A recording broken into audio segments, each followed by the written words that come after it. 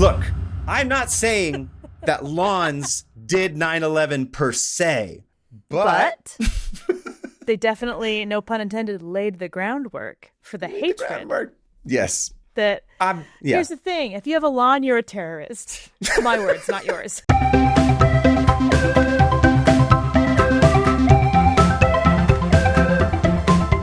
Hey, everybody. Welcome to 500 Open Tabs. I'm Hannah Hillam. And I'm Kaveh Taherian, and if you can't tell from Hannah's nostril flare, we're doing great. So good. Look, these naturally look at my nostrils. Whoa. You can't help but see mine. That's in our family. The secret tell in my family, because we all have big noses, is like when someone flares their nostrils when they're like apologizing or saying something like to be like, yes, I will do this. That's our tell of knowing like, I hate you and I want you to die. So my nostrils are flaring. Yeah. So when you flared your nostrils, I was like, oh no, Hannah's really angry at having to record this show right now. She's just like the rest of my family. I love doing this show. Don't you dare. No, Me now too. I know. There it is. I haven't been doing my job because I don't think you ever flared your nostrils at me. So I must be doing something wrong. I need to make you hate me. Good intro. So how are you? I'm so great. Good. As of the time of the release of this episode, we are getting ready to be in Portland. We're flying out tomorrow. Mm-hmm. I'm very excited. I've never been to Portland. I've never done Rose City Comic Con. Both things are going to be excellent, I presume. Yeah. Quick update. I've been We're going to be Portland, but I've never done Rose City. Oh yeah, table. Oh, I was going to say up front, just so we don't forget, table D01. So we're right at the entrance, I think on the left side when you come in. So we're right there. Hopefully you'll see us. If you don't see us right at the entrance when you come in, then I suggest getting your vision checked. Or if you're a person who's visually impaired, ask your friend that you're with to find D01. And if you don't have friends, just wander until you can find us, until you hear our voices. Okay. Podcast. That's how we're going to be sounding over there. That's all we're going to say, the word podcast. Yeah. Podcast. At a Comic-Con. Mm-hmm. Are there podcast conventions? Yes, of course there are. There's a convention for anything. Yeah, I know. Insufferable. How much people talk. Podcast. I never want to go to one. Oh, no. Neither do I. If you know a podcast convention, please, and you'll give us a table for free, we'll come. We'll do it. I don't care. I'll podcast from the table. Yeah, exactly. So will I. It's fine. Coming in with a great introduction to Rose City's Comic-Con, talking about going to a different convention that may or may not exist. Anyway, D01 in Artist Alley. Mm-hmm. We will be there Friday, Saturday, Sunday, this beautiful weekend of the first weekend of September. Come see us. I'll have a couple of new things. I'll also have originals. I'll have mugs. I'll have pins. I'll have books. You, Hannah, will have, I don't know, dirt. I've got a new, some dirt, snowballs, piles of dirt, trash, little Ziploc bags full of snow, which is then melted into dirty water. So come get your dirty water and your bags of dirt. And what else? Toenails? I'll try to have as many gross things as possible. All right. Toenails. No, I don't know. Look, what else is in dirt? Worms? Come get your worms. Big and juicy. Worms. Straight from my brain. Straight from your toenails. RFK. No, it's brainworms. Okay. So I'm going to be selling, I have a new zine that's out called Idea Land, and I've got some new stickers and, of course, originals and all those little magnets I made. Yeah. Technically, everything I have for Oregon, for Rose City, will be new because I've never exhibited there before. So every single thing that you come see will be the first time you've ever seen it, which is exciting. I keep telling everybody that we're doing we've done the tour, like the big cities. And now it's like when bands do tours where they're like, okay, they got to go to the secondary markets. We're like, so like, that's how you really push the album. I'm like, that's what we're doing with our tour. Did you just call Portland a secondary market? No. I mean, in terms of like, it's like New York, LA, San Francisco. Right. San Francisco. We haven't done that one yet. San Francisco doesn't have a proper big Comic-Con in the same way, unfortunately. No, they have a Fan X and it blows. I've never been. Yeah, it's bad. I made $10. Wow. By the way, just so people don't get mad, I don't mean secondary in terms of like it's not good. It's just the amount of people that are there. Yes. Well, people are sensitive. You don't want them to think that I'm shitting on their hometown or something. It has to do with like how much population is in the area specifically is what it comes down to. We can cut all of it. We should just cut the whole episode. Let's just quit. I think that's it. This has been the last episode of 500 Open Tabs. We made it to 85. Thank you. Pretty good. By the way, at this point, I believe, let me double check if I'm not mistaken, I've done more episodes of this show than I did of my previous podcast. Really? Yeah, I think because you did Musical bi-weekly, huh? Musical Splaining got to episode 81. Whoa! So I've now surpassed it. This is a milestone for me, unfortunately for everybody listening. Yeah, well, we didn't do it every week. That's why. I know. That's impressive, dude. Yeah, thank you. That's, I mean, there are now 160 episodes plus of me talking of stuff. It's insane. Of you talking, half of them yelling. Basically, all of them yelling. Somebody wrote in, I can't remember if there was in an email or they wrote it in the Discord or something, but someone was like, I miss Kaveh being angry all the time. And I'm like, you know who doesn't miss that? Me. Your wife, your family and friends. Also, let's be clear. I'm still mad all the time, just not about having to watch musicals specifically. So don't worry. Yeah. Plenty of anger. Still mad about everything. The world's terrible. You really took one for the team watching all those musicals. For quite a long time. So should we get going? Okay. So my tab today concerns an obsession that realistically no one under the age of 45 has any experience with. And yet, a 2021 report estimates that the worth of this industry to be more than $115 billion. What? Today's tab is also, and this is true, indirectly. What do you think it's responsible for? What? Take a guess. I don't know, 9/11? That's correct. Are you kidding? Did I guess correctly? That was seriously the first thing that popped into my head. I knew it would 9/11. Why wouldn't? Indirectly. Hannah, this is a tab that I know that this tab is going to trigger a lot of strong emotions in you today, so get ready. But to be fair, I am on your side with this one, okay? Oh, no. What are you leading me into? I am going to be talking about the history of America's obsession with lawns. Being the victim? This is near and dear to my heart. I can't wait to just ruin Britain because it is all their fault. Okay. I hate lawns. Sorry, I'll be quiet. No, go ahead. Start us off. Set the scene. I think lawns are horrible, and if we wanted to be in Britain, we should have just gone back to Britain instead of forcing the entire U.S. to look like it. Oh, you want rolling hills? Go back to your little manor estates or whatever. Ugh. Lawns don't belong here. They suck grass up and they're ugly. Nothing tells me more about somebody than a perfect lawn. I don't want to be friends with them if they have a perfect lawn. I'm like, oh, you're not for me. Go on. That's my whole thing on lawns. Your whole take. I know that it's been the bane of your existence as of late as well. Yeah. As you mentioned on the show. Lawn. I don't have a lawn, but everyone calls the city on me because my dirt looks bad. It's fine. Dirt shaming. So in order to talk about American lawns, like you said, first we must talk about your absolute favorite people in the world, the English. English, yeah. England, as Great Britain in general, all of it. So beginning in the 17th century, European manor house. Don't love them all together. You love all of them. That's all I'm saying. I do. I genuinely do. I feel a tie to it. Okay, go on. Anyway. Beginning in the 17th century, European manor houses first began the practice of expansive lawns. There, the aristocracy could express their control over nature and how rich they were, and to show the stark contrast between their huge swaths of land and their tiny, tiny, tiny micro penises. Ugh. Naturally, these lawns required an insane amount of physical labor to maintain. Because remember, this is centuries before John Deere. So you got to pay a lot of people, like basically no money to maintain this. Yeah. Oh, you're just going to give them a house. Looking pristine. But, yeah, right. Or have them live in the garden. No, but you did the garden episode. Hermits. Garden hermits. But this is straight up just lawns. This isn't garden hermits. This is different. The groundskeepers spend all day keeping grounds. Yep. And sometimes they also brought in grazing animals like sheep to keep their lawns at an aesthetically pleasing length. And that was the whole point of the flex.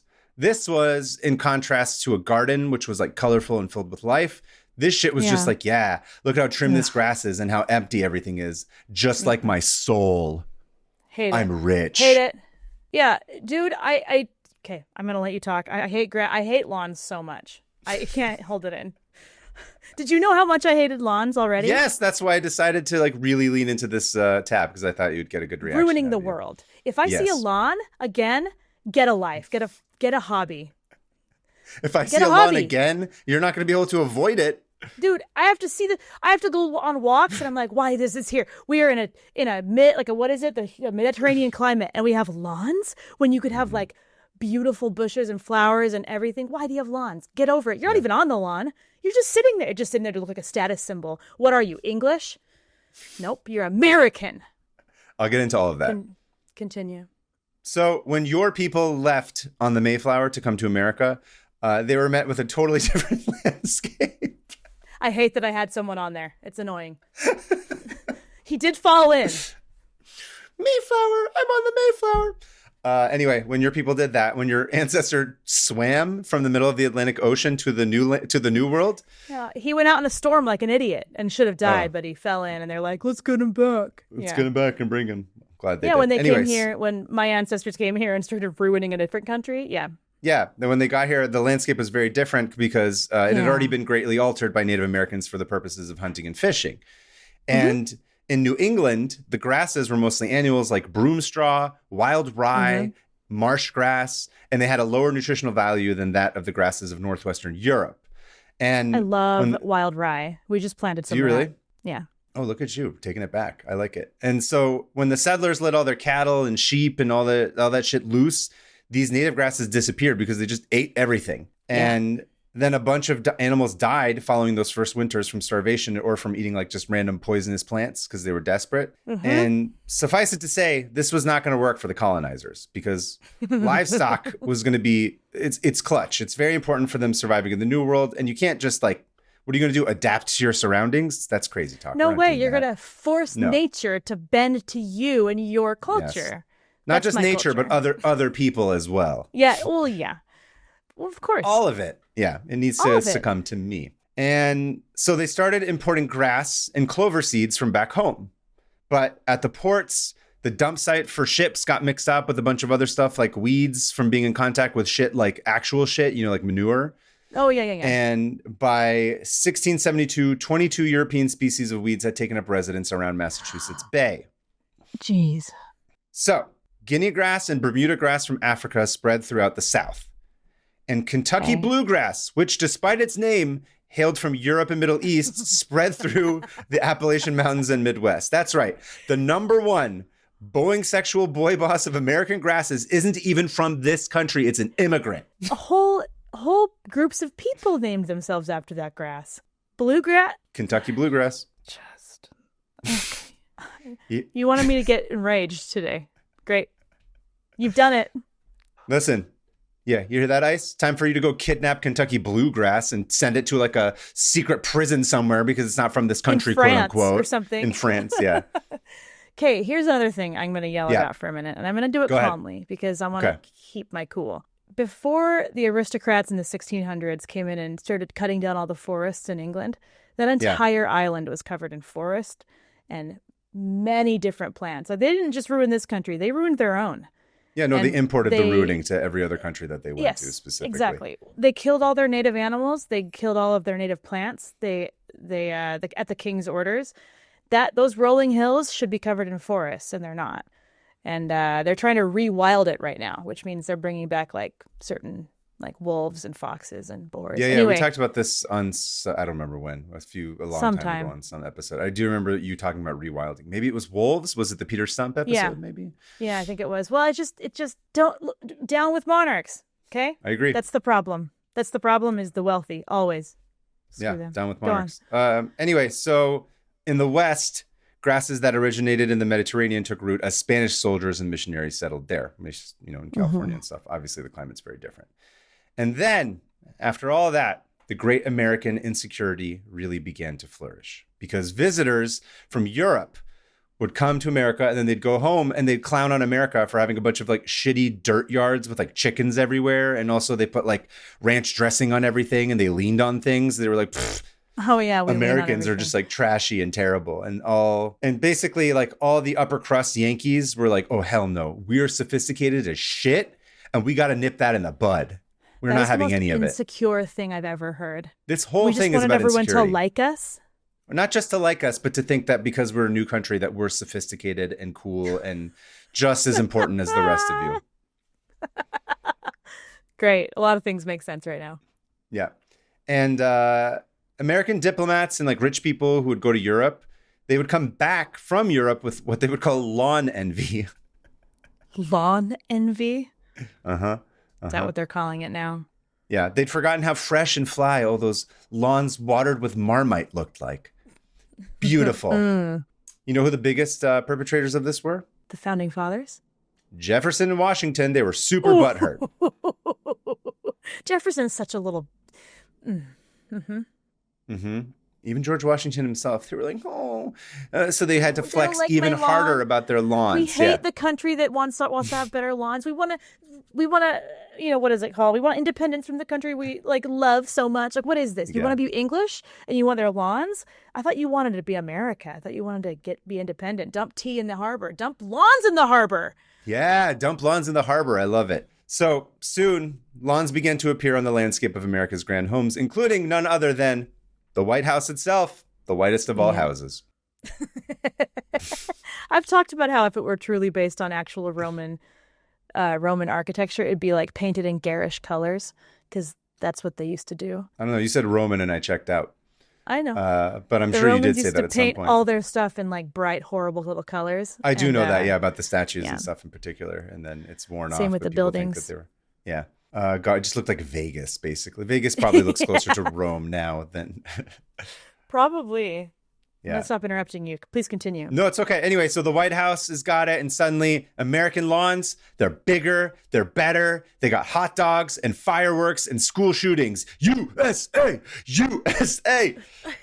But how did they get so crazy so fast? How? Literal slavery, of course. Don't forget. Doy. Sorry, I forgot somehow for a split second. Yeah. Of course. Lawns just keep getting better, you guys. Look at your face. If you're not watching the YouTube version, this face says it all. I'm trying to calm myself down. By the way, I think I have this tab open about. Do you really? About lawns? The part about how it led to 9/11. Go on. Okay. Anyway, so basically it's gross, right? They're literally using slave labor to maintain these lawns because they're for the same thing. They just imported the shitty practice of the English over to the Americas. And they're almost exclusively they basically are exclusively for the upper classes until after the Civil War, when the suburbs begin to expand. And then a couple of key people come into play. Well, don't forget the suburbs expanded because they didn't want to be near black people. That's bigger in terms of that's later. That's a little later. Later is when that really becomes a thing. Right. But I think it's also like, well, we're not civil warring anymore, and now we can focus on expanding and blah blah blah. Right. Construction, etc. Sorry, go on. So a couple of key people are very important at this point. So first up is Frederick Law Olmsted, who I'm sure you probably know. He's often celebrated as the father of American landscape architecture. I don't know him. He's the guy who designed Central Park in New York City, and he came up with the designs for planned communities of Riverside, Illinois. These quickly became the gold standard for public and private spaces alike. And Freddie, he had a vision for the burbs, which was kind of, to oversimplify it, was equal parts natural beauty and structured design. And he had a little bit of a different take. He thought gardens and parks should be accessible and enjoyed by all, not just the wealthy. Not just like AI tech bros. Everybody should be able to enjoy a park. It shouldn't be like this classist thing. This radical idea suddenly turned the American lawn into a tool kind of for like democracy and equality. It became like a symbol of that. Oh, interesting. And in 1870, Freddie's ideas were yes-anded by a guy named Frank J. Scott. Have you heard of him? No. So Frankie Friday, he wrote an extremely popular book titled The Art of Beautifying Suburban Home Grounds. Have you heard of this book? No. You can do it's from the 1800s, so the whole thing's available online. And in it, is that why you thought I heard about it? I mean, it seems like a random book that you would have come across at some point. Yeah, that could be in my parents' house or something. Yeah, I was gonna say, or that like your parents randomly have. If you want to look it up real quick. So this shit is it's like a manual. It's called The Art of Beautifying Suburban Home Grounds. Oh yeah, okay. It's quite long. It's quite long, so I didn't read it obviously, but I just sort of not gonna read flipped that through it. No. Oh, it's all based on Victorian gardens. Yep. Uh-huh. So in this book, Franks and Beans articulated a vision for the American lawn that emphasized openness and community over exclusion and division. Quote, With our open-faced front lawns, we declare our like-mindedness to our neighbors and our distance from the English, who surround their yards with inhospitable brick walls. So basically, he's like, if you're an American, you should have nothing to hide. And in fact, you should be showing everything you have to your neighbors and your government. And also, you should send your 23andMe, like your literal DNA, and to allow social media companies to track your every move all the time. That's what being an American is. Also, they can tell you that you're British. Yes, exactly. Furthermore, we're white people here, okay? This is strictly a tit lawn country. We don't like ass lawns, which apparently the English are a bunch of ass men keeping their gardens in the back. Perfect. I'm never going to look at it the same way again. Listen, I'm just going to say, public service announcement. When are we all going to learn to stop pitting tits and ass against each other? It's horrible. They're both great. Let's celebrate both, you Cro-Magnons. Both of them are good. It's not tits or ass. It's tits and ass. Tits and ass. Or neither tits nor ass. It's fine. Yes. But stop. Don't prioritize one. Yeah, it's gross. I'm a this both guy, kind he really of gal. did it. Yeah. Frank J. Scott, he's all garden tits. He's all lawn tits. He's not into the ass tits. Ass tits. Ass tits.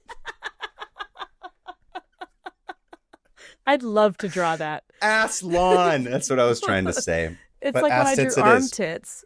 Arm tits, yes. Do you still have that drawing? Or did I sell it? I sold it. Someone bought it. I sold it. I was drawing. I gave it to you. Then someone's like, "Can I buy that picture of a guy with tits in his armpits? Arm tits." Okay, we're gonna have to draw. We're gonna have to draw ass tits. We're gonna have to do it again. Ass tits, just tits with, or sorry, just butt cheeks with nipples on with them. Nipples. I think is what it would end up being. Yeah. Anyway, this is great. Things are going great, guys. We're talking about lawns. Anyway. I'm gonna get a Moving lawn on. job. Moving. Meaning like a boob job, not like a, not like a. Oh, I didn't know that. I thought the lawn was going to jerk you off somehow, or jerking yourself off could. using the lawn. Yeah. Look, through God, all things are possible. All things are possible. Just rub your member on the grass. I don't know. Don't this call has it just member. gotten. Yeah, Let's this has go gotten on. certainly. Let's move on. This is table Continuing energy. Yeah. This is degenerate table energy. Ass tits. Okay. Okay. So moving on, the sprinkler gets a patent in 1871, one that can connect to a garden hose. I'm sorry, just take your mind out of the gutter. We're just going to keep going forward.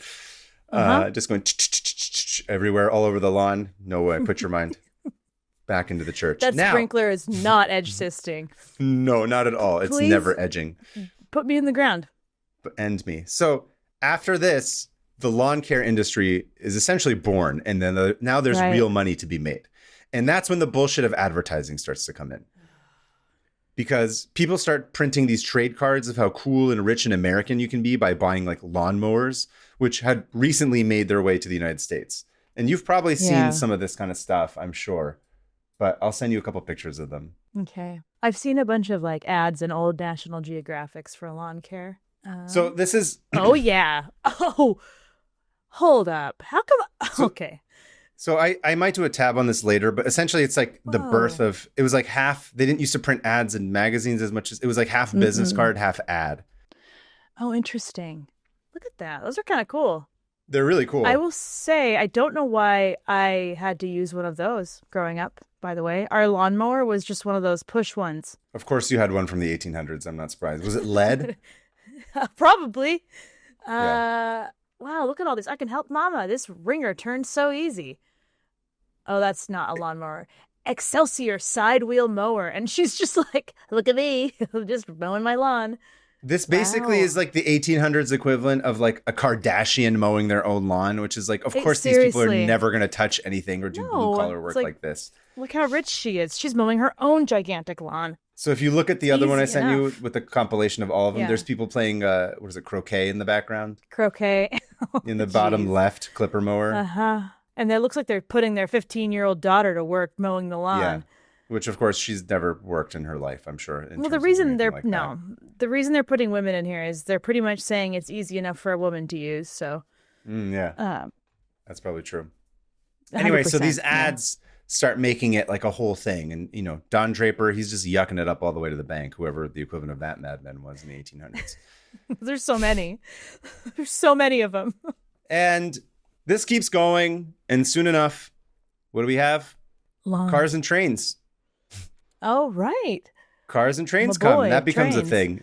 Suddenly, if you're on a train, you're just dreaming of all that hot, sexy soldiery. You don't want to just be looking out like a bunch of windows and shit. No. Yeah. Show them lawns You gotta off. see those soldiers. Yeah. You're the Shah and you're on a train. You don't want to see garbage. You want to see soldiers and grass. Yes. So the pressure was on to beautify your lawns. Yes, lest ye fall behind the Joneses. Keeping up with the Joneses. Houses even began to be intentionally built facing the rail line to enhance the scenery and experience for commuters. Oh, what? They still do that. Yeah. Sorry. A lot of that comes from the idea of like, yeah, it's like trains or like highways or whatever, or whatever. And now the exhaust can poison you and ruin your brain. It's great. Yes. Perfect. It's a big part of it.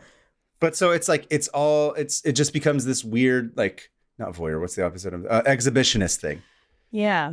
Showing off. So it's showing off, and then not just to your neighbors, but also to literal strangers driving by who have no idea who you are. But it's like, it becomes so focused on the commuter and the person on the train or the people in the car that like it completely shifts the way that houses are built to a large extent. And of course, as you were saying earlier, the idea of lawns gets hypercharged after World War II. There's white flight. And then famously, the federal government financed low-cost mortgages for returning soldiers who spent all their time banging, which of course yielded the baby boomers who ironically want us all to get off their lawns and will never die. Yeah.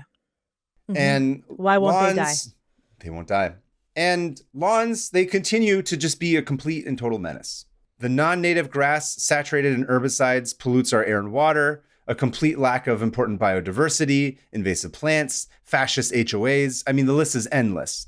And I'm going to give you some stats about this. I love this one from Colombia. Quote, today, American lawns occupy some 30 to 40 million acres of land. Lawnmowers to maintain them account for some 5% of the nation's air pollution, probably more in urban areas. Each year, more than 17 million gallons of fuel are spilled during the refilling of lawn and garden equipment. No. More than the oil that the Exxon Valdez spilled. Every year? Going. Yeah. Homeowners spend billions of dollars and typically use 10 times the amount of pesticide and fertilizers per acre on their lawns as farmers do on crops. The majority of these chemicals are wasted due to inappropriate timing and application. These chemicals then run off and become a major source of water pollution. Last but not least, 30 to 60% of urban freshwater is used on lawns. Most of this water is also wasted due to poor timing and application. And that is not even talking about everyone's favorite absolute waste of elitist space. You want to take a guess as to what that is? Golf courses. That's right. Golf courses. I hate them. Have them where there's grass naturally, like where they were invented, Scotland. Have it just go back. Just do it. Don't play golf unless you're in Scotland. That's my hot take. My favorite is the George Carlin hot take where he's like, just give them to the homeless. Let the homeless live there. Build houses on golf courses. Seriously. They're a waste of space. Absolutely. And time and money. And they're elitist and they're racist and they're not national parks, which are cool and protected for everybody. Exactly. Ken Burns should do a documentary. Should be like U.S. golf courses, America's worst idea. Absolute. Well, here's the thing. There's a lot of bad ideas we've had. That's up there. Okay, so here's a report from the actual USGA itself, the U.S. Golf Association. Quote, from 2003 to 2005, the average water use for golf course irrigation in the U.S. was estimated to be 2.08 billion gallons of water per day for golf course irrigation, according to the U.S. Geological Survey estimated use of water in the United States in 2000 report. What? That's devastating. This whole thing is awful. So recently in California, I remember because, we've had a series of droughts. So that was a big thing. And then I remember also hearing about the push to make leaf blowers more green. Have you heard about this? I have, yeah. Because they emit so much pollution. It's crazy. Yeah. And I was curious about how that worked because Lord knows you hear those motors running all the time. They're running constantly, all day long. That's all. In fact, if you were to do a soundscape of California, it would just be like leaf blowers. Leaf blowers, 100%. And ocean, yeah. So according to... And helicopters. And helicopters. That's more specifically Los Angeles, but yeah. Yeah. So according to CaliforniaLocal.com, leaf blowers pour such a large quantity of harmful gases into the atmosphere that you'd have to drive a Toyota Camry from Los Angeles to Denver, approximately 1,100 miles, to create as much pollution as a commercial leaf blower generates in just a single hour of use. No, you are ruining my life. I hate this so much. This is the worst. Guys, we gotta stop. So I went on Reddit because I was trying to understand how this, I was like, how does that work? Because a car engine is obviously much larger than a leaf blower. Yeah. And I got a couple of, there seems to be consensus, and I patched together some different responses. So essentially, this is not my explanation of it, but it says a gas-powered leaf blower has an engine that mixes the gasoline and the oil together. It ends up burning both the gas and the oil. Car engines don't intentionally burn oil. They have what is called a two-stroke engine. It's a design that allows the engine to save size and weight. Instead of having a reservoir of lubricating oil inside the engine, like most larger engines in cars and trucks, the lubricating oil is mixed into the gasoline and intentionally burned as the engine runs, creating significantly more noxious exhaust coming out of the muffler. So basically, a car is big. There's a bunch of extra parts. You have your catalytic converter, and there's been a lot of pressure on cars to be much more not only gas efficient, but to have like the less pollutants. All of this industry and regulation over the course of 30, 40 years. It's still not great. We still shouldn't have cars, but like even a tiny little leaf blower compared to a car is like a billion times worse, which is crazy. Crazy. Which is why it always smells like a gas station when a leaf blower comes along. Yeah, I hate it. And it's loud and horrible, and it interrupts podcasting, which is by far the most the biggest issue. Offense. Yeah, I agree. Look, I'll take dirty air as long as I can podcast. Anyway, so I just thought that was crazy that like all the, I mean, it's nice that there's like an industry that it can employ people or whatever, and there's money to be made, but still it's like, it's terrible for the environment, and it's just awful and loud, and lawns are terrible. But of course. And it's pointless. It's pointless. For my grand finale, the clickbait opening of how this indirectly led to 9/11. You ready? Yes. Egyptian writer and educator Sayed Kitab spent the better half of 1949 in Greeley, Colorado, studying at the University of Northern Colorado. Again with Greeley? That's where they found the mechanical Jesus in that lady's attic. Oh, shit, you're right. I was wondering why Greeley sounded familiar. I completely forgot. Yeah. Lots of stuff happening in Greeley. By the way, on that one, I never even did a follow-up. They found out that's probably not even the real one. So it's like a replica. Interesting. Go on. Anyway, in 1949, he's there. And what he saw prompted him to condemn America as soulless, a materialistic place that no Muslim should aspire to live in. Oh, my goodness. When he went back to Egypt, he became the mouthpiece for the then nascent Muslim Brotherhood as head of propaganda and eventually in a more leadership position. So one of the things that he saw was that he's like, Americans are insane and they're obsessed with their lawns. And I do not understand their obsession with lawns. Obviously, he said a bunch of other terrible shit, but lawns were one thing that specifically he stated, which I thought was insane. Yeah. Well, that made a huge impression on him. I mean, everything else did as well because he's a horrible person. But lawns were one of the things that he made us sure to point out. So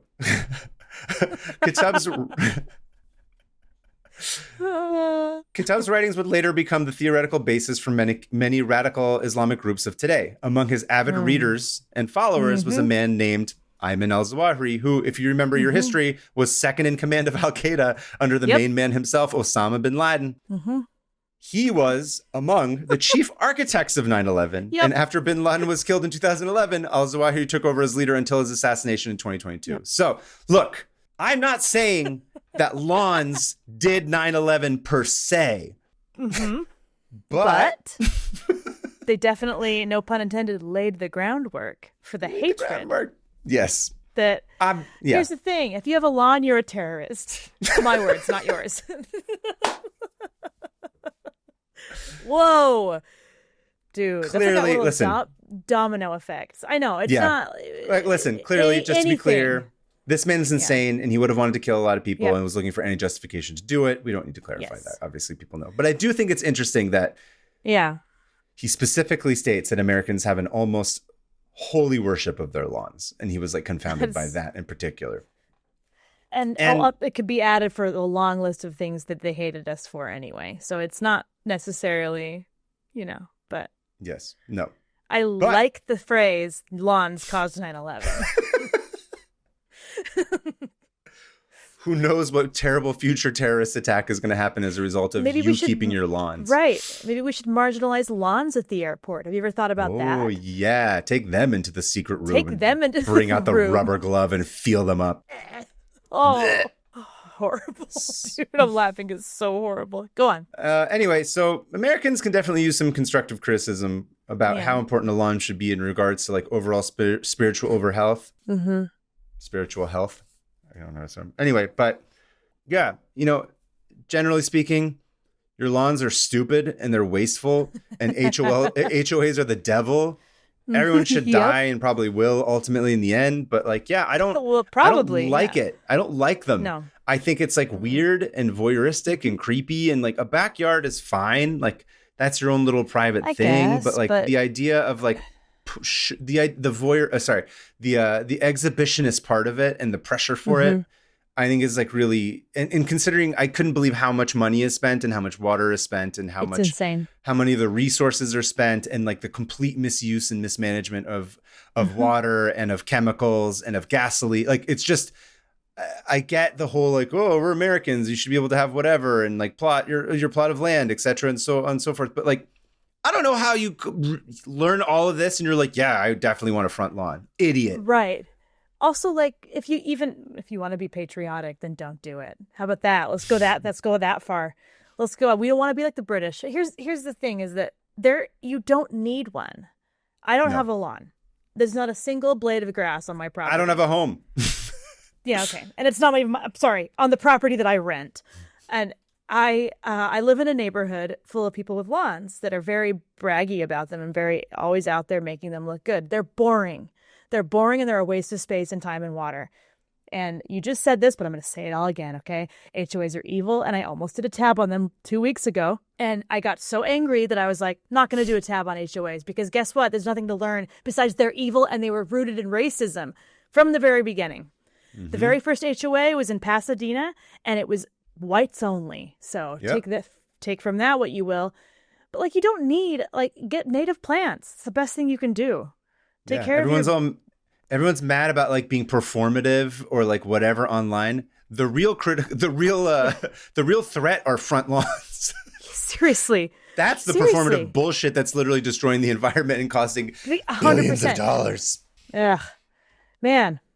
Anyway. I hate lawns. I don't like front lawns. Mm-mm. I think a backyard's cool. I like a good backyard. Listen, this doesn't even matter. It's never going to apply to me because I'm never going to own a home anyway. But send this episode to a lawn if you know one. If you have a lawn, just reconsider. Build another house on top of it. At least like taking it out and putting in native plants. Because actually, then you know what happens? A bunch of bees come to your house and butterflies. Our front yard has a bunch of monarchs in it now, and it's awesome. I thought you said you hated monarchs, Anna. Wow. Now you're just hosting a bunch of kings on your front yard? King Charles. You're so obsessed with England. Ugh. Disgusting. Great. Thank you for that tab. That's my tab on lawns. Me. Yep. But you know what was nice? I wake up every day with a huge internal bundle of unassigned rage, and you gave me something to assign it to today. So thank you. Good. You could go around yelling at people with their lawns. Just be like, you're wasting how much gasoline did you spill? Was it the amount of the Exxon Valdez on your front yard because you didn't know how to use your leaf blower correctly or your lawnmower, idiot? Do you want to get you a seal to club on your front lawn? Why don't I just club a baby seal directly? Yeah, it's easier. It's more efficient. Thanks. Anytime anyone gives you shit about your front yard. Yeah, just tell them that. Yeah. It'd be like, oh, cool. You drive an electric car or like a hybrid. Guess what? Your lawn is basically undoing that times 10. Right. Eat shit. Anyway. Yes. True Americans don't have lawns. Real Americans don't have homes or property or True Americans are deeply in problematic debt group of people. And none of us will ever own anything, let alone a lawn. We don't have health care. No. Nope. It's great. Anyway, YOLO. Sorry to get all Speaking political. of America, no. Speaking of America being insane, you ready for my tab? Well, real quick, let's just give a quick shout out at our halfway point to remind everybody that we do have a Patreon. I'm sure there's going to be a couple of things that we pull out of here that will be exclusives that we'll put on there. If you want to hear more of us screaming about things that are probably funny to some people. I don't know. There's no music video in my tab this week for you to react to, unfortunately. Weird. But maybe I could just show you different pictures of lawns and you can react to them for 10 minutes and then people will be like, ha ha ha ha ha. Look at her get angry about that lawn. Least favorite lawns. Yeah. What's your least favorite lawn? Let us know in the comments below. Yeah. Also, tell us how much you hate HOAs. Yeah. Because I love hearing it. Racist. Awful. Anyway, speaking of Patreon, I do want to say hi to 4 new patrons that we got recently. Oh, go for it.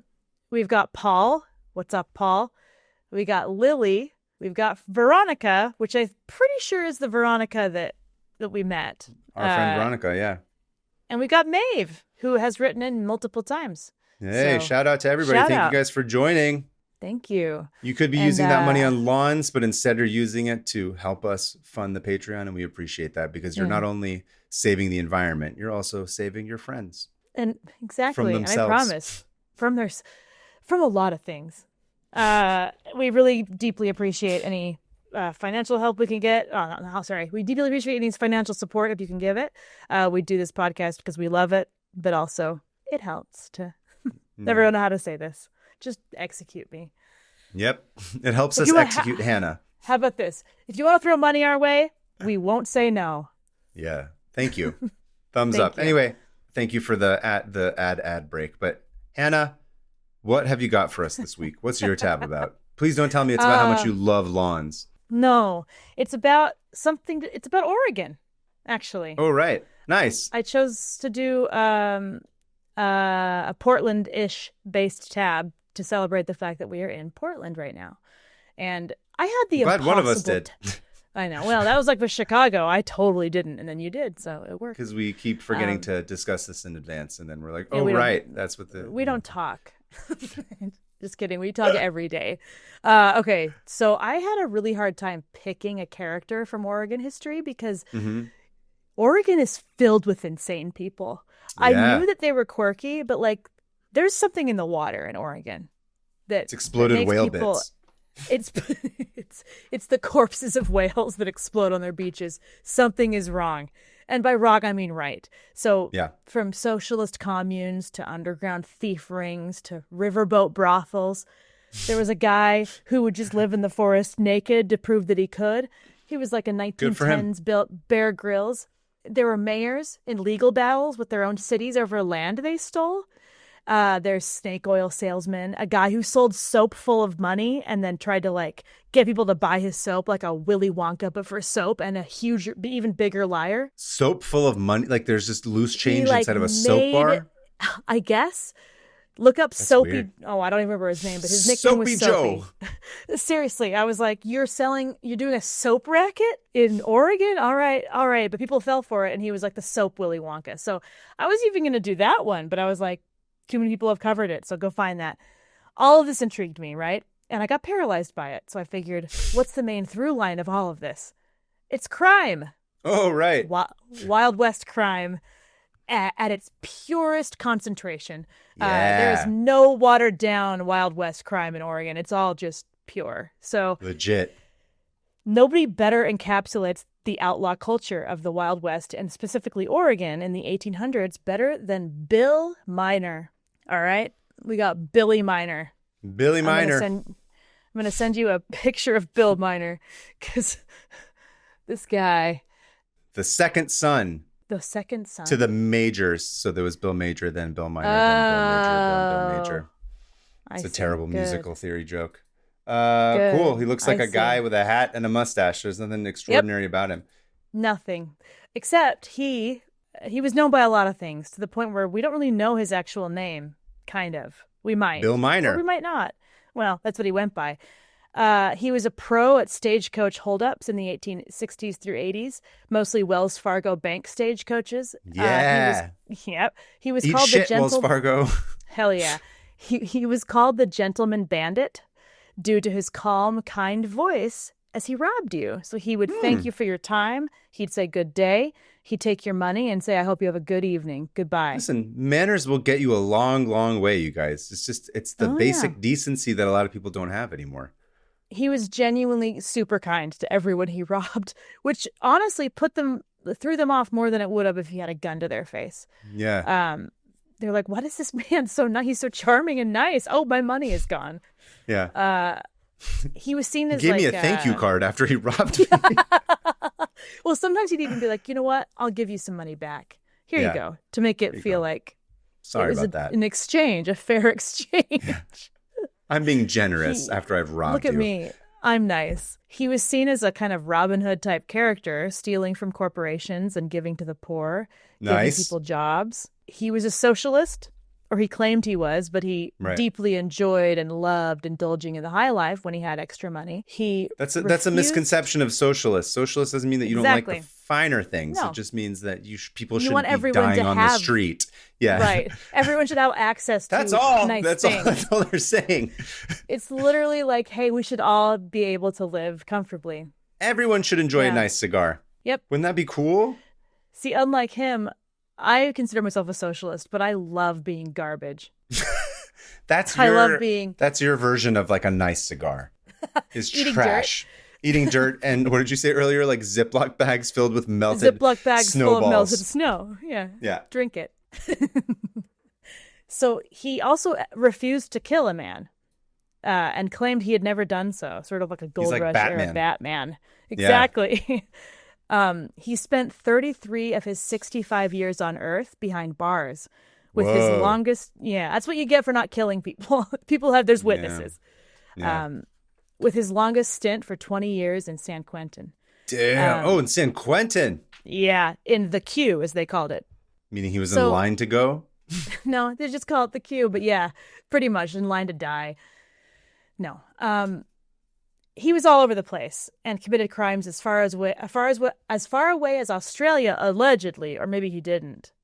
He may have. He was said to be the originator of the phrase "hands up," because he would say, "Hands up, and not a hair on your head will be harmed." Okay. And he has the honor of being the very first person to successfully rob a train in Canada. All right. Yeah. Pioneer. He brought American degeneracy to Canada. Listen, I bet you the Canadians loved how polite he was. They were just like, they kind of do. Then they were like, sorry. He's so nice. Sorry. And he's like, sorry, I'm doing this to you. Yeah. You and guys they're like, lovely. no, sorry, we got in your way. No, you sorry. I don't know what accent that is, but please, that's my after horrible you. attempt at no, Canadian. Yes. After you. But I'm not going to talk about the Canadian, the arguably more exciting Canadian train robbery. I'm going to talk about the lesser-known train robbery he attempted right outside Portland, Oregon in 1903. Before that, let's figure out who or what he is and where he comes from, or if he comes from anywhere, or if he was real. He was real. He was born Ezra Allen Minor, most likely in Michigan. Shout out. All right, Michigan boy. Or maybe Where is he Kentucky. from in the hand? Okay. I don't know. Maybe Kentucky, or maybe even Canada, but probably Michigan. He was one of 5 children, probably, of a father who was a miner, which fit his name. Like I said, his siblings were all majors, so it's weird. That's too many notes. That's I don't like that time signature. That's too many people. Let's keep it a 4-4. What, it's 1 to 5? Straightforward. Makes no sense. Too many chords. His father, Joseph, left the family when Ezra was 10, and his mother moved them to Placer County, California. Maybe. Oh, okay. Maybe. At least that's what records say, if those records are actually the correct ones, which they probably are. So okay. I'm giving you as much as I might know. Great. According to sounds definite. Bill, yeah, it sounds like. Well, according to Bill Miner, he did not move to Placerville with his family. He ran away from home and changed his name to Bill from Ezra, and he wanted to be a cowboy. So I was gonna say, was it after Buffalo Bill? A little bit. He went. No, I don't know. I have no idea. He was, I think, a contemporary of Buffalo Bill. Oh, like he was a kid at the same time? Yeah, I don't know. What year did you say he was born? Oh, he was born in 1847. Yeah, at that point he probably was a contemporary, right? No, yeah, he would have been too young. Yeah, I don't know. No, I'm trying to remember when Buffalo Bill was born. No, that doesn't matter. Anyway. What he's claimed is that he wanted to be a cowboy, and so he went where all cowboys go, San Diego. And he worked on a steel horse I ride. I'm a cowboy in San Diego. San Diego. Nah. He worked on a ranch as a quote unquote cow puncher and bull whacker. And hold on, let me guess. I think a cow puncher is probably somebody who has to soften the meat. So they just give him boxing gloves and just go.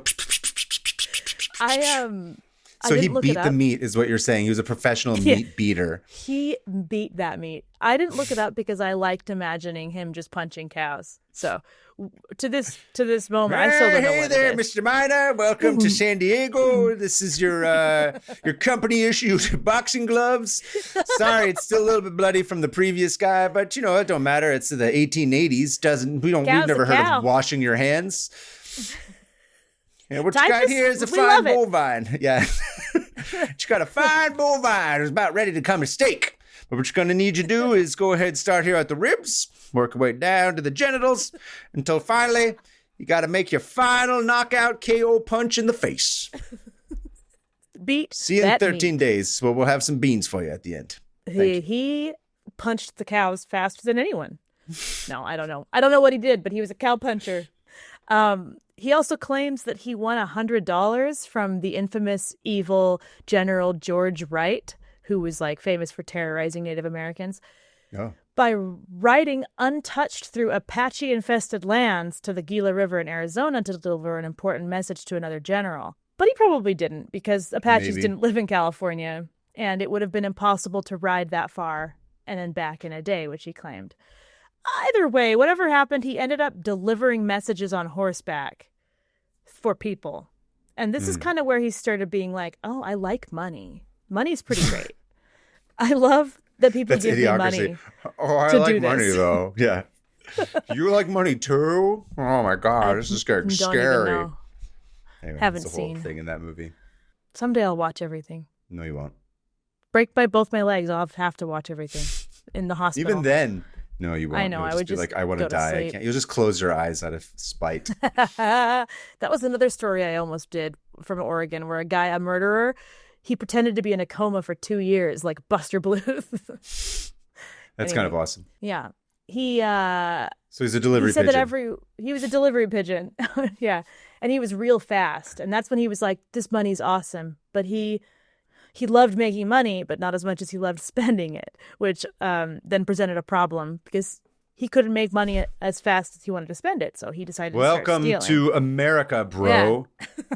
And he was like, this is awesome. Look what I can do with this money. I can steal. So he starts quickly getting into a life of petty theft, recruiting other boys his age to steal horses with him, and soon moved up to stagecoach robbery, which he excelled at. Stagecoaches followed prescribed paths, so they were always in the same place. And it was just like they were like, we really got to invent trains. This is bad.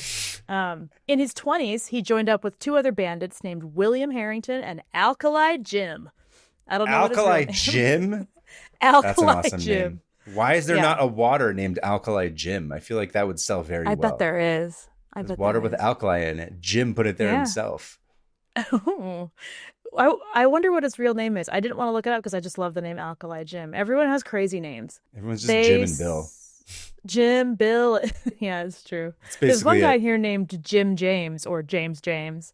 Wow, that guy was he didn't have coffee that morning. He was coming up with his name, yeah. He's like, that would be Jim AI James. generated, yeah, exactly. My name is Jim. I don't know. Slim Jim. They held up trains and stole gold together. They even stole the boots off the driver of the train, Bill Cutler, but then gave them back because he felt William bad. Cutler. Oh, okay. He was like, sorry, I'll just take the gold. You can have your boots back. You need your shoes, yeah. I walked a mile in these. Didn't feel good. I thought I should return them. Yeah.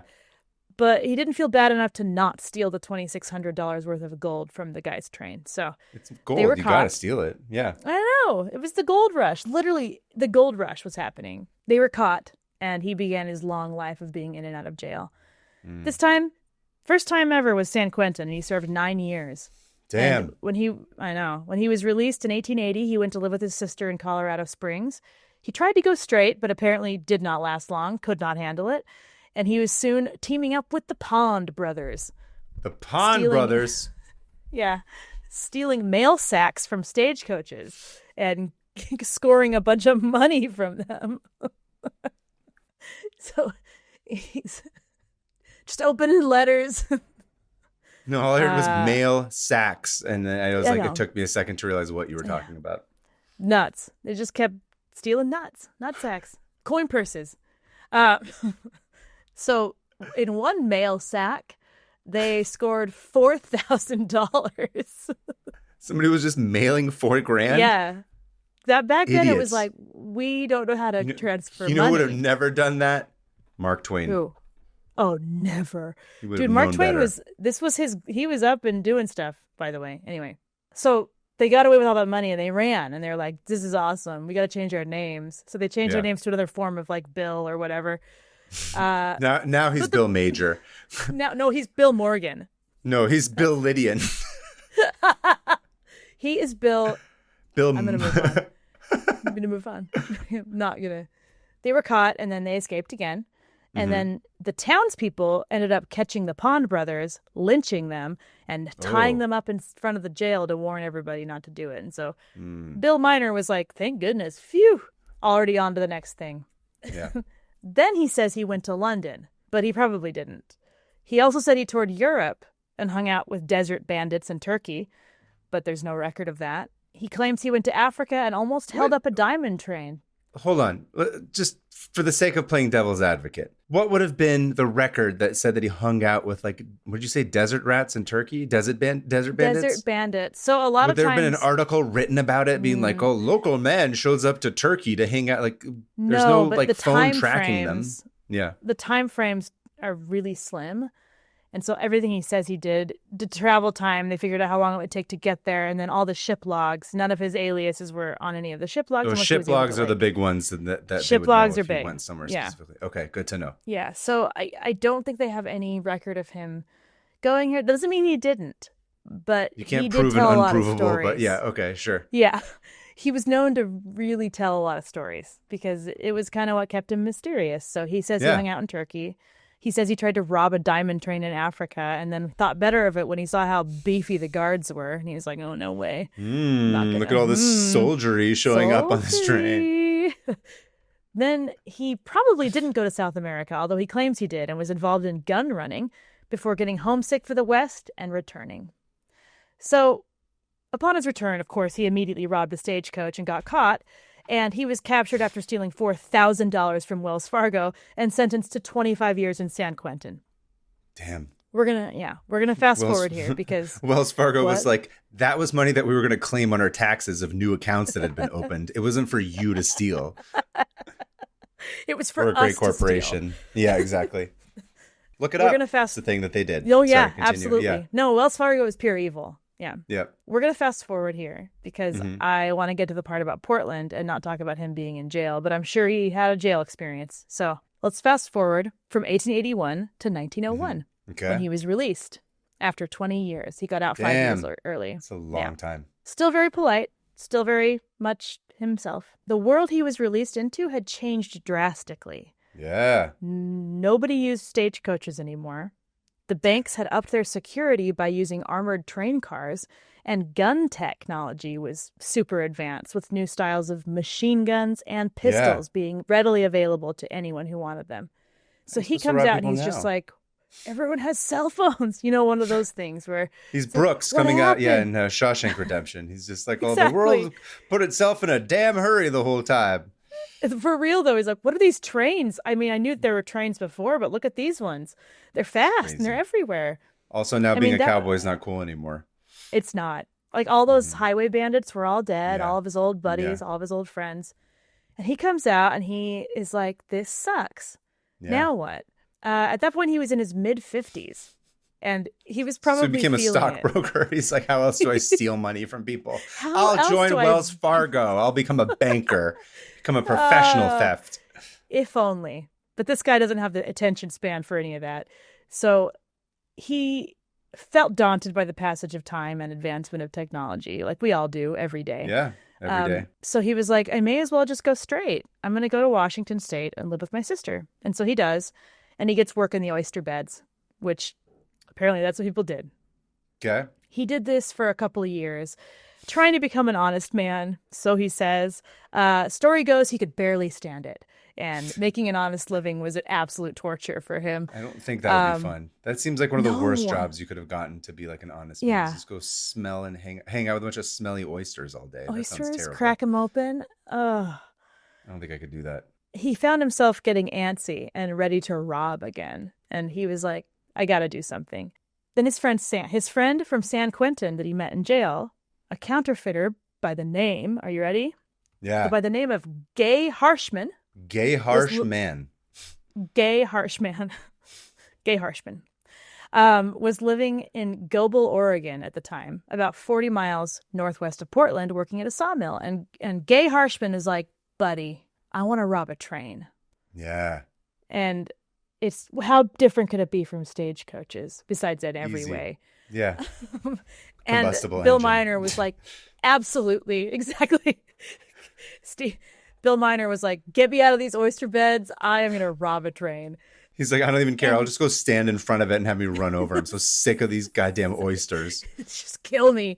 I want to die robbing a train, not peeling open an oyster in the rainy Washington weather. Shucking it. Ew, that's true. That's what they're called, huh? They shuck oysters. Ugh. So Bill recruited a third man from his job, his oyster job, which may have been his first mistake. Was it an oyster? Nope. Somehow it was worse. It was a 16-year-old boy named Charles. Listen, he was also robbing stuff when he was a kid, right? So why wouldn't he be like, you need a young guy with a good, strong, what does he say in Latin? He's like, a strong pair of legs and a good back. That's what you need. He's in his 50s. You kidding me? He's in his 50s. Also, to be clear, I'm 42 years old. I cannot tell the difference between a 16-year-old boy and a 26-year-old boy. They all look the same to me now. They do look the same. Dude, same. I see children now. I'm like, are you 8 or are you a teenager? I can't tell. Yeah. Or are you 30? I literally have no idea. Something happens to your brain where it just turns off and it can't tell anymore. And that's why people who go after like 18-year-old girls don't make sense to me, because it's creepy. Anyway, so he sees this kid and he's like, I'll take you under my wing. Kid who works at the oyster farm. You're an orphan. That's always gone well for people. I mean, this is heartfelt. This is like he's looking out. The guy needs a father figure. He hates oysters as well. He sees himself in this kid. I think you're right. I think there was a mentorship aspect to it. Yeah. And he probably made friends with this kid at the oyster farm. They're all, this shit sucks. I hate this. Young or old, we all hate oyster shucking. Yeah, he's like, there's hope for the young kids. This one kid at work hates oyster shucking. I feel like as much as I do. Humanity's going to continue on. We're going to be okay. Yeah. The kids are all right. I like your take on that. I think you're correct in that Charles, the kid, Hohen, was truly into it. The kid, yeah. Chuck the kid. Chuck the kid. Okay, we're calling him Chuck the Kid from now on. Chucky the Kid. Sorry if he's going to be Billy Chucky the Kid. He's Chucky the Kid. Chucky the Kid. And so he recruits Chucky the Kid, and they go down to Oregon together and begin working at the sawmill that this guy... Sorry, they're already in Oregon, right? So they were in Washington doing the... Oh, I'm sorry. Washington. I got confused. Yeah. And then they went down to... Gobel, Oregon, to work at a sawmill with their friend Gay, and they could Goebbels. They go down to Goebbels, Oregon, with their friend Gay Sawmill. What's his name? Named after Gay Sawmill. Yeah, Gay Sawmill and Chucky the Kid. This is why I can't recognize children who are the difference between 16-year-olds and 26-year-olds. My brain just doesn't work. It doesn't work at all. Nope, never did. So Gay and Chucky and Bill head down to Oregon. And they start working at this sawmill, and they plot. They're like, we're going to rob a train. Easy enough, right? Just snacking on sawmill in between. Yeah, they're just throwing back round after round of dust. Just eating dust, just drinking it up, inhaling it. Oh, snorting it. It's the Oregon way, drinking sawdust. Sawdust. Just be like, I got this great idea. What if we went into a train and we totally took it down and we robbed it, but then we just left a bunch of oysters behind? That'll be like our calling card. We get dysentery because we're in Oregon, right? That's what we get. We just do it all over the train. We need a name. We need a name for our crew. What if we're the Shuck Boys? I don't know. What do you think? Is it a good one? Shuck It? I don't know. Oyster Boys. We're the Oyster Boys. Yeah. And Gay is like, I've never been to the oyster farm, guys. Can you please focus? So the Oyster Boys are like, here we go. We're about to rob this train. And they plan to rob... Sorry, I'm just laughing at the Oyster Boys. The Oyster Boys is great. Listen, what makes you think you could be part of the Oyster Boys, all right? You want to be an oyster boy? You gotta show your with work. The oysters. Yeah. You got to shuck the next fella that comes in through these doors. And you know what we mean by shuck. Shuck it up. Shuck off. Go sit in the shuck chair until we're done making love with each other. Suddenly he's from New York, as always. Chuck. I like that they're making love, though. That means the oyster boys are nothing but gentlemen in bed. They're polite. In the oyster bed. No. It's an oyster-shaped bed that they make love in. That's how you have to be part of it. You can't just be an oyster boy. You know those clam-shaped beds? Except it's like this misshapen, horrific-looking oyster bed with like salt water taste made of in sawdust. Yeah. Made of the Oregon way. Okay. Whew, I've come undone. Okay. Good. Oh, come undone. Oh, Lord, I've come undone. Okay. Oh, okay. You sound like a Southern belle. Oh, yeah. Lord. You've undone. What does it say? Frank says, you've unzipped me. You've unzipped me. The therapy episode. Anyway, so the Oyster Boys were like, September 19th. On September 19th, we're going to rob this train. We're going to go rob the Oregon Railroad and Navigation passenger train number 6. That's the one. Great. So immediately screw it up. Like, of course, right out the gate, are on the wrong side of the track. And their whole plan was to flag it down because that's how you get a train to stop, because they had manual people who would actually go flag things down. So they found a place to flag it down. Okay. The train did not stop, and they're like, "Oh, we're facing the wrong direction." And so they were like, "We may as well kind of like practice our escape while we're at it." And they realized their escape was to go and like hide in Portland, and they're like, "Portland is 20 miles away. Yeah, that's far. This is an insane escape, and we're not going to like go hide in the big city. What are we thinking?" So they have to like, "Okay, we're rethinking our plan. We have to figure out what the right side of the track is because we're idiots." And this 54-year-old is like, "My knees, you know. My knees are hurting." Yeah, I invented the hands up thing. Come on, guys. I'm still relevant. He's just riding on that forever. Yeah. So, yeah, total flubs. Train just went by. So it's hard to know the actual plan that they ended up securing. But according to Chuck, the kid, Chuck's job was to hide out in the bushes near Corbett Station, which was 20 miles east of Portland, and wave the train down. But in actuality, Chuck was probably tasked with being in charge of the getaway boat, because they were like, instead of running, boat. Yeah, we're going to go into the middle of the ocean. We're going to go up the Columbia River and escape to Washington. So Chucky was probably in charge of the getaway boat. Is boat faster going up the river? I would assume you could just have a bunch of horses or something. No, I think it's quieter. Because it was a rowboat, so you could row quietly up the river. A rowboat? Yeah, they had a rowboat. A 54-year-old man and his assistant, Gay, and Chucky the kid were going to row a bunch of money they stole from a train up a river. Quickly going to turn into a Richard Parker situation, with Chucky the kid being the one who immediately dies and gets eaten. Gets eaten. Well, Chucky later says, "Yeah, no, I was not involved at all. They made me do this." Yeah.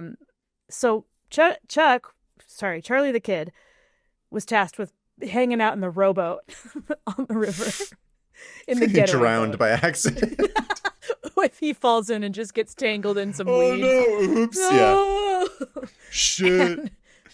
I'm only 16. So he hides out near the Columbia River while Bill and Gay would hide amidst the luggage car on the train, waiting to pop up and hold up the people there. So this whole thing reminds me of the Simpsons episode where Homer has to take the final and Homer goes to college. And they're like, "What are you going to do, Mr. Simpson?" He's like, "I'm just going to hide under some coats and then hope that everything works itself out magically." That's what this entire plan sounds like. Things will work themselves out. Let's just say these two men who'd been in prison for 20 years and this 16-year-old boy had no idea how to rob a train. Honestly, at least the train, super endearing. I love all of this. I would watch a movie about these three idiots. I'd be like, it's just like what we would do. Yeah. And by the way, you have full permission to love Bill. He is never problematic. Great. I know sometimes you're like, why would you tell me? Yeah, you led me astray. Yeah. So they do this. They get in the luggage car and they're like, we're going to Charlie, hang out over by the milepost 21 near Corbett, the station. And that's just get ready. And so they're in the luggage car and they wait till the right moment. And Bill and Gay stood up and made their way toward the engine room, where they pointed their revolvers at the engineer and fireman. And here's a quote from the engineer. He says, "They ordered us to run the train to 21 milepost and stop at a light which would be found there." Engineer Ollie Barrett later recalled, "The bandits told us that if we kept still and obeyed orders, neither of us would be harmed, and we did so. At 21 milepost, another masked man came out of the brush on the side of the road and joined us as the train stopped." So the guy who comes out of the brush was Charlie. It's Chucky, and right. the gang reunited, orders the two men to get back into the train. They're like, go back to the express car. The gang robs a train is like It's Always Sunny episode is what this is. This is 100% an Always Sunny episode, but with nicer people somehow. So they say, go to the express car and open it up. So the express car is like the armored-esque section of the train where there are like money clerks who are taking care of the money and the valuables. And it's very hard to get into. So they're like, go to the express car, open it up. Inside the express car were two clerks named Fred Corner and Solomon Glick, which are just the most solid names. Who were confused because they're like, why did the train stop? And being clerks in the express car, you have to wonder, are we getting held up? Yep. And they were right. They felt something was off. And so Fred Corner grabbed his sawed-off shotgun and waited. And in the next few minutes, the bandits, they couldn't get the other guys to open the door. So they're like, fine, we'll blow it up. So they have dynamite, of course. So they get dynamite out, lean it against the door, and just blast a hole into the door of this This is literally what happens in Butch Cassidy and the Sundance Skit. They do this. Really? They just blow up the side of a train at some point. It's one of the funniest cuts ever. But anyway, yeah. This is what they're doing. And so they blow the train up and they're like, great, now we can walk in here and just take what we want for some reason, even though we have witnesses. Because again, Bill would refuse to kill anybody.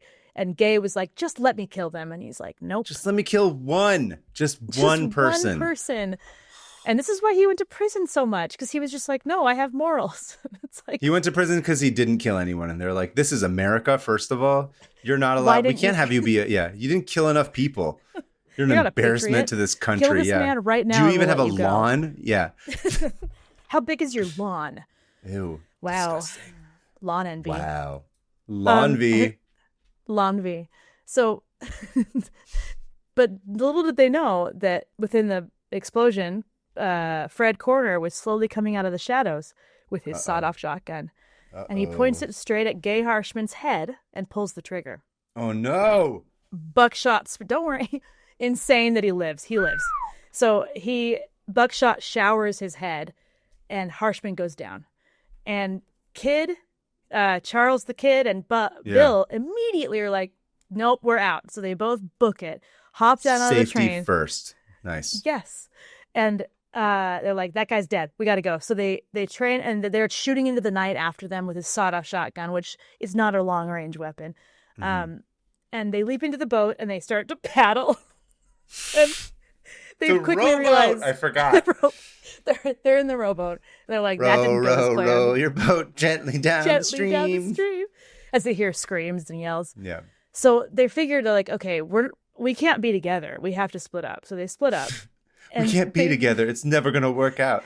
You're just 16, a 16-year-old boy. I'm a 54-year-old man. We'll always have the shuck chair, though. I wish you well wherever you go. We'll always have the Oyster Boys. So the two remaining Oyster Boys split up. The group is shucked.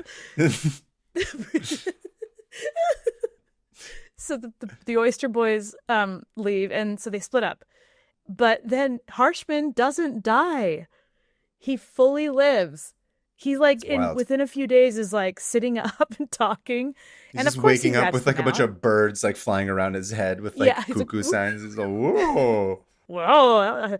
Yeah, he gets shot in the head, but he lives. And even at the hospital, they were like, this guy's toast. Oh, wait, no, he's talking now. And he's pretty much rallies and gains consciousness, and he rats them both out because he's like, I don't want to go to prison. Because he didn't want to go to life. Man. That's harsh, man. And the Pinkerton Agency was hot on everyone's tracks after that. Headed by Rivers Cuomo himself. Rivers Cuomo and the Pinkerton Agency played guitars and whined. Yeah. They're like, Rivers, we're here to find the thieves. Stop writing to your 14-year-old girlfriend in Japan. Please focus. Stop. So It's weird. Rivers Cuomo and the Pinkerton Agency were hot on the tracks of Chucky the Kid and Bill Miner. And Chucky the Kid was soon Just take apprehended. a sentence to absorb that whole sentence for a minute, because that was great. And the Oyster Boys, by the way. Thank you. And the Oyster... Oh, yeah, sorry. Let me try it again.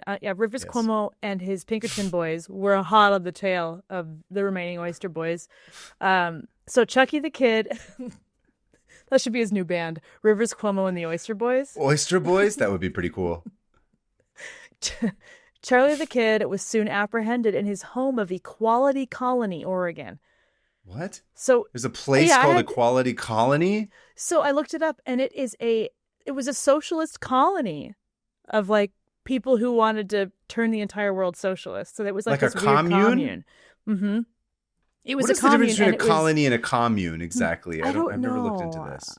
I think a commune is like shared living space, and a colony is like a group of people with shared beliefs living in one area. Okay.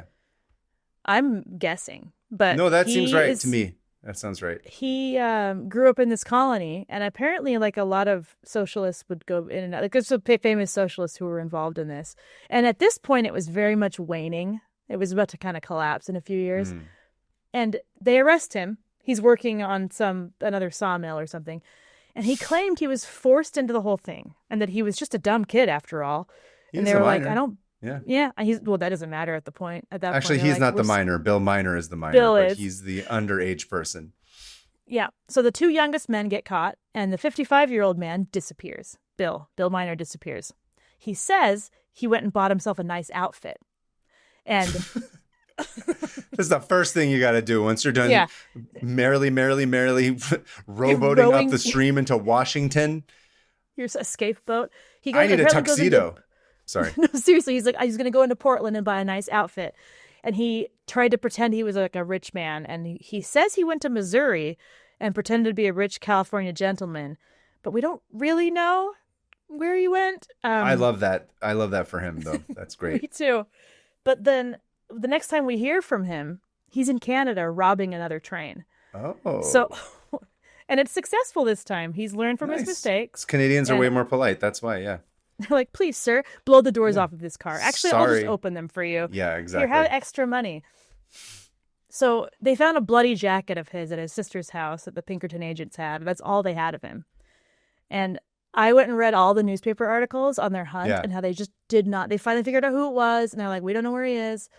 So the Canadian train robbery, you guys should look that up. It's a whole other story, and we're not going to talk Canadian about that right train now. robbery. It's just the first train robbery in Kamloops, Canada, in British Columbia. So go look that up. I'm not going to talk about it. I'm almost done. He went to Georgia after that because he got imprisoned in Canada, and then he escaped. And Canada was like, whatever, not our problem anymore. It's fine. He goes to Georgia and just robs trains down there. And so he gets better at robbing trains, though, it sounds like. He gets That's better cool. at He robbing learns. trains, yeah. Yep, he has a comeback. He's like, oh, no more stagecoaches? He's all, I step gotta one, prove myself. don't escape in a rowboat. That's the first key. Step 2. Know which Kill direction people. the train's going. Yeah, know Does which he start direction killing the people? train is going. No, he never kills somebody. He says he never kills anybody. Good. So he keeps getting arrested in Georgia, and the people in Georgia just love him. Because those manners. They're like, he's so nice. The South, man, it's a big deal. Southern manners are real important. Women would bring him food in jail. They were swooning over him of all ages. Men respected him. He was a gentleman robber. And he was finally caught one last time. And he told a reporter with a laugh, I guess I'm just getting too old for this sort of thing. He spent the last couple years of his life gardening in prison while talking to a detective. Yep. While talking to a detective that he was friends with. He got to be friends with him, which I'd love to see a show or a movie about that. Yeah. And he told this detective his whole story. It's too hot here in Georgia. Let me tell you a story about the time I met some Turkish, what was it? Desert bandits. Desert bandits in Turkey. We went to the Hagia Sophia and we looked around. I don't know what his voice is, but continue. Sorry, yes. I'm going to assume it's that. He talks like a Georgian. He told this reporter everything. like and embellished a lot, and still much of his character was preserved in these stories, and you can go find this interview. I was gonna say, is there like a biography or something written, or like an autobiography that there is? Yeah, a lot of this I picked up from this website I found that is absolutely one of my new favorite websites called Offbeat Oregon. And Offbeat Oregon is awesome, and they pulled a lot from, hang on, the guy who wrote it is Finn J.D. John, and he lifts a lot of it from different biographies of this guy. And he spent the last couple of years, so at the end of it all, he had earned the title The Last of the Old Time Bandits. And did that job until the end. He had to just, that's what he lived for, robbing. And that's the story of the failed attempt at a train robbery in Portland, Oregon by the outlaw Bill Miner. Bill Miner, salute. I too know what it's like to only know how to do one thing and not well, and then continuously get in trouble for it and never really succeed. And never stop. Oyster Boys forever. Oyster Boys. Thank you for that tab. That was fantastic. Yeah. How should we close these tabs? I think we need to blow it up like the way they blew up that, what was it called? The money truck train or whatever. The money car. The express car. Yeah, should we blow it up with dynamite? Absolutely, we should. Okay. We're going to blow this up with dynamite. You want to count it down? Yes, I do. Okay, ready? 3, Yep. 2, 1. Blast the doors off these tabs. All right, moving on to listener emails. Yeah, you are first. Up is Maddie from Indiana. Hi, Hannah and Kaveh. Day one listener, first time writer inner. I heard your call, as in a first time that they're writing in. I like that. Yeah. I heard your call for more listener tabs, so I reopened a few to send you this. I hail from Northwest Indiana, which means we get Chicago TV stations. I wonder if you've heard about this already, but I thought I'd write in about the Max Headroom incident, a bizarre Chicago TV legend. Do you remember Max Headroom? I do. Yeah. And I wasn't alive for it, but I remember reading stories about this. One evening in 1987, the WGN Evening News Report segment was interrupted by 30 seconds of a man in a Max Headroom mask mugging for the camera. No audio was transmitted, but it was not a part of the scheduled broadcast and confused everyone. 2 hours later, the same hijacker is cut into an episode of Doctor Who on WTTW, the local PBS station. This time, the hijack lasted for 1 minute and 30 seconds and contained confusing, heavily distorted audio that made reference to a WGN newscaster, Pepsi, and the theme song to the 1950s cartoon Clutch Cargo. I'm not familiar with that one. I'm surprised since you're 100. It's true. That was a little after my time. I was already an old man into the 1950s. The pirates have never been caught. Signal hijacking is a federal crime and has no statute of limitations. So if anyone ever came forward, they could still face time in prison. Thanks for all the entertainment and keep it Nixon Josie toilet 5 times, Maddie. And then they included some links. Thanks, Maddie. Max Headroom it's like a Max Headroom. Is a TV series, right? I can't remember. I think it was like there was interstitials. I don't remember actually what the full extent of it. I just remember the interstitials on MTV. I believe is where it was. Was that in between. Yeah. And he was like an AI, like a robot type of the guy. Yeah. But dressed like a guy who likes 80s new wave music. Thanks, Maddie. Honestly, now if you just look at Max Headroom, he just looks like your sort of dollar bin regular guy, white nationalist with that haircut. Oh, he does look like a white nationalist. Ooh. Okay, well, thank you, Maddie. Mine is from Ryan from Michigan. Shout out to Michigan, same place as Sarah and Bill Miner. Sit my Hannah and Kaveh, which is hello in Welsh. Partially inspired by Hannah's Pride Month tabs, I have been rereading through various tabs of legends from World War II. The one that I find myself going back to again and again is a tab about a Finnish sniper from the Winter War between Finland and Russia. His name was Simo Häyhä. I think I looked it up and that's what it was. Or the White Death. So, by the way, Imo, the guy who did a bunch of meth, the Finnish soldier who did a bunch of meth. He did that during the war that was right after the Winter War, called the Continuation War. Because I was like, are they in the same battles? They weren't, but they're very Interesting, because this tab is a continuation of that tab. Or that email. That was the listener email, wasn't it? I'm confused now. It's all blurred together. Cool. Next thing I'm going to say. I don't know. Sorry. Similar, and just Finnish people are truly insane in World War II. So in 100 days of fighting, Simo shot and killed over 500 Red Army soldiers. Whoa. That's an average of 5 a day. He has been labeled as one of the deadliest snipers in history. Nice. He refused to use a scope, instead preferring iron sights because the reflection of the scope might give him away. 360 no scope. He also would chew snow to help hide his breath. My God, just like you. In the extreme winter temperatures. Did he have a Ziploc bag filled with it? No.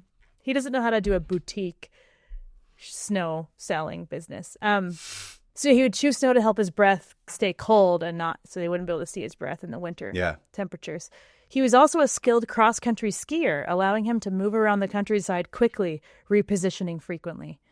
1 week before the end of the Winter War, he was shot in the face by an explosive bullet. I chose this one because of the same way that Gay Harshman You're all died. about face explosions, yeah. By an explosive bullet, severely injuring him. Thinking he was dead, his body was placed with other corpses until someone noticed his foot was moving. He was moved to a Finnish hospital. He woke up on March 13th, the day peace was declared. He read about his own death in the newspaper and promptly wrote them a letter to correct the misunderstanding. He requested, but was denied, permission to return to the front during the Continuation War, which is where Imo was. He survived World War II and lived to the ripe old age of 96, passing away in 2002. Holy shit. He saw 9/11. Loving the podcast, still getting caught up on past episodes. Ryan from Michigan. Thank you, P.S. Ryan. I'm Klutz on Discord. Klutz. Hi. Speaking of Discord, hop on there. Link in notes. If you thanks two for have writing in, everybody. Oh, yeah. No, go ahead. You do it. If you also want to write in, we greatly appreciate that. You can do it at 500opentabs@gmail.com, 500, which is also the name you can follow us under on Instagram and Blue Sky. Yes. Just a reminder, we're also on Patreon if you're able to help us with a little bit of scratch once a month. We're also on YouTube. If you haven't done so, please go ahead and subscribe to our YouTube. Join the Discord, as we said. Thank you to Alyssa for everything. Thank you, Alyssa. Of course, don't forget, one last time reminder that if you're in the Oregon area, if you're in the Portland area, please come see us at Rose City Comic Con this weekend, Friday, Saturday, Sunday. We are at table D01. Did I say that right? Was it D01? Yeah. Yep. Table D01 in Artist Alley. We'll have books, prints. I'll have mugs, pins. Hannah will have custom made magnets. I'll have commissions. I'll have drawings. I'll have originals. I'll have all kinds of things. But most importantly, we'll have good conversation. So please. Come see us. Don't just talk to us, though, because we need to pay rent. So if you can buy stuff, help us pay rent. We also have some 500 Open Tabs themed stickers for you. That's right. Purchase. Throw me in the bog and another one. Close all 500 Open Tabs, I believe. Is the sticker. That's right. It's been a hot seller everywhere. Yeah. Anyway, Hannah, thank you for your tab. I know that you're bored of listening to this already, so let's go ahead and wrap it up because you're yawning. Thank you to Alyssa. Thank you, Hannah. I will see you in the Segundus Nixon toilet.